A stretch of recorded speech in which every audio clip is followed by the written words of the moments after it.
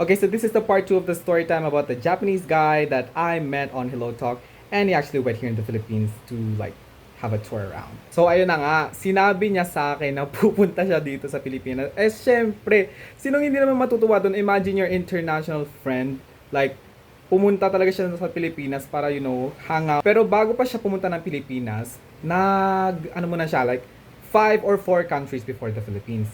So that is Australia, Bali, Kuala Lumpur, I forgot the other ones, but ayun muna. Bandang March, sabi niya, hindi siya makakapunta ng Pilipinas.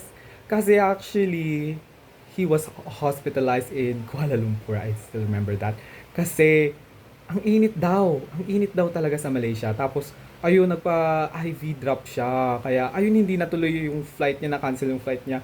Umuwi siya, bumalik siya sa Japan. Alam niyo ba, nung time na yon kasi nangangapa pa ako, hindi ko alam kung anong i-ready ko. Like, bumili ako, parang nag-mini grocery ako para sa kanya. And then, ayun, nung sinabi niyang canceled yung flight niya, like, hindi siya tutuloy dito sa Pilipinas. Siyempre, pinabigay ko yung grocery ko. Ako yung kumain, pati yung mga tao.